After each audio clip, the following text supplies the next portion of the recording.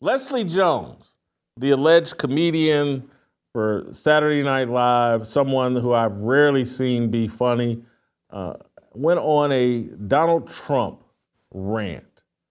She sounded unhinged. She sounded racist. Let's ingest all 3 minutes of Leslie Jones in a racist tirade about Trump and his supporters and just what the world has come to. Play the clip. To me, I just feel like all the shit is being revealed now. Trump brought out all those people who really are racist, because most white people are. They just don't understand that they have that microaggression. Y'all mostly are. You don't even understand some of the racist shit you do, and by accident, just from being a white entitled motherfucker. Seriously, and that shit's starting to show now, and it's getting so bad. Like, oh, we don't want you to see your history and all of that. I think people are just waking up to the shit that's been going on, and now we're waking up. What do you think? I mean, do you think there's this current sort of the extreme of what you're just saying and sort of distillation in the last few years, I sense in particular, was a reaction to George Floyd? It was sort of a reaction, right, sort of in that sort of COVID framework. I mean, this is sort of the boomerang that really exposes it at a whole nother level. Yeah, I think that COVID fucked us up. I think that when we had that pandemic and was inside for a little while, I think that some of us lost our fucking mind. And I think, again, Gavin, I just think it's sadness. We're sad.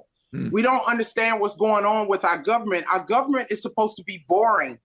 You know what I'm saying? We're not supposed to turn on the TV every day and see child molesters and felons and shit in our government. We're supposed to be like, those are the most boring motherfuckers, and we don't give a like everyone's frustrated because now this is happening and we never understood the system. I'm on tour. I've been going to these little small towns, and when I talk to people, you know what they say, Gavin?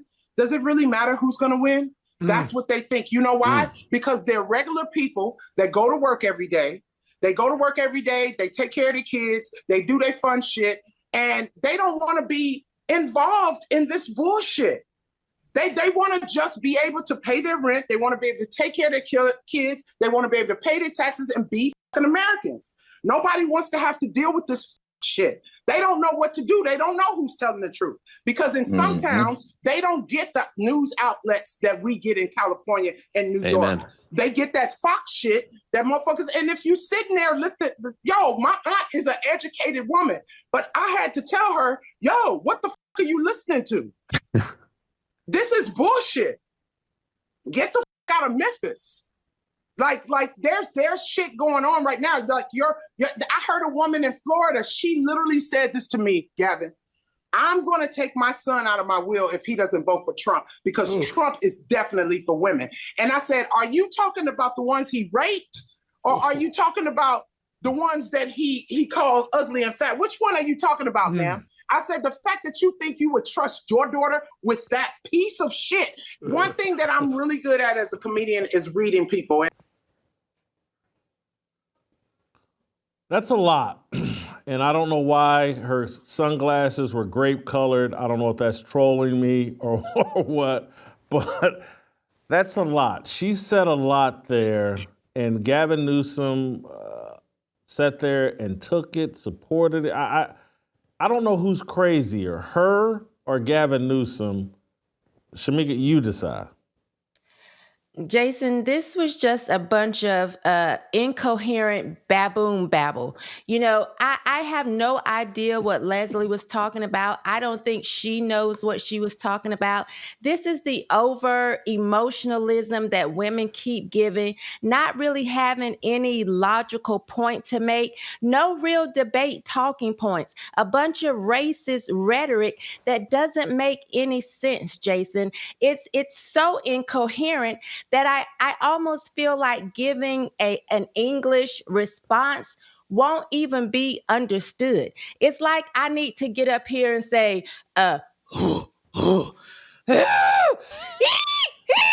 that's all that's going to be understood. It's so ridiculous that it makes absolutely no sense. And Gavin Newsom up here just allowing her to say that as if he isn't a white man, not even trying to steer the conversation in a way that would actually be a good conversation, a fruitful conversation, shows what type of beta male he is and that he is just bought and paid for. Let's be honest. The insurance model is broken. Crowd Health puts your health care back in your hands. Use the promo code FEARLESS at joincrowdhealth.com. That's joincrowdhealth.com, promo code FEARLESS. I don't understand his toleration of and her passion for profanity. You can't communicate without cursing constantly. And again, this is where this whole masculine energy that's been promoted in women, that now women talk like sailors. And trust me, that would have bothered me even if it was a man. But hearing a woman talk this way, it's like she's mimicking the female rappers who are mimicking the male rappers and can't communicate without profanity. And at some age, and I don't know how old Leslie is, but she's got to be in her 40s, I would think. You would think you would evolve past needing to curse every other syllable to make your point. The whole thing is just embarrassing. Yeah, and it's clear she doesn't really know what she's talking about. When she's talking about everyday She's 57. Americans, that sounds Same about age right. as me, and you talking this way at 57? That's all you can do is curse? Unreal. Hey, I'm sorry. Go ahead.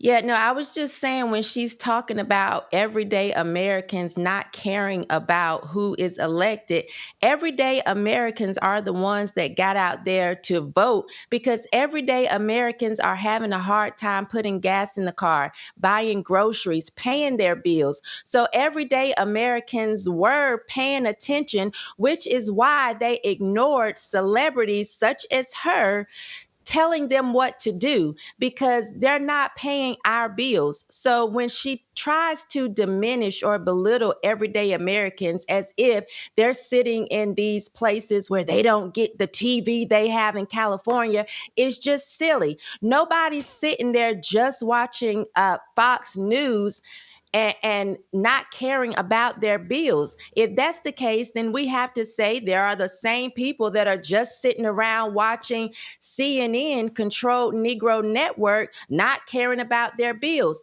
People were very invested in this election. Whether you agree with why they were invested or not, they were invested. The votes show the millions of people that got out there to vote. It shows people cared. And for Leslie to say that just shows us she doesn't have the facts. She's been driven by her feelings because Trump was not her choice. She thought everybody should bow down to Kamala Harris. And it's facts over feelings, Leslie, every day of the week. The fact is people needed to be able to pay their bills. And we went out there and voted for who we thought would be the best leader of the country. Let me play another clip, this one from Jemele Hill. She's another one-hit wonder that racism. Let's hear from Jemele Hill. So, yes, I take the re-election of Donald Trump quite personally because of the person themselves, but also as a Black woman. And that is because I think for a lot of Black women, we can relate to Kamala Harris just in the sense of some of us have been in that position before where we felt qualified, if not overqualified in many respects.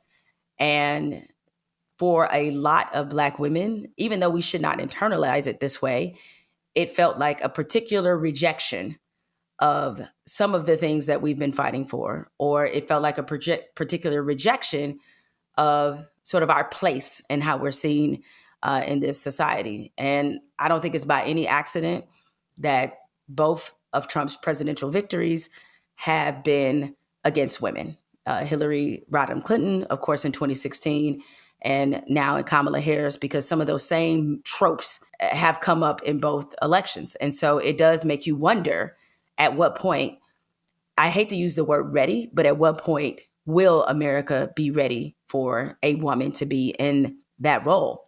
I think it's a question we have to ask ourselves. Is like, what is it going to take? Because I see all this post-election autopsies trying to box around what I think was pretty obvious about how racism and misogyny were driving a lot of the coverage, the opinions, and even how the electorate saw Kamala Harris. And so I'm not going to apologize, and I know I get myself into trouble, and I get myself further on that do not engage list, but I hope America's never ready for a female president, and it's not their role, and it's not what God intended. It's not how this country was founded. I'll change my position on this. If we all started back from scratch and they had to pave these roads, blow dynamite through mountains, build these highways, build these skyscrapers, invent airplane flight, do all of that, and then I'll say, okay, you're right. You can do everything a man is supposed to do. You could have built this country. But now that we live in DoorDash America and everything's available on at your fingertips because men built that, now you want to be the leader of the United States, the leader of the free world.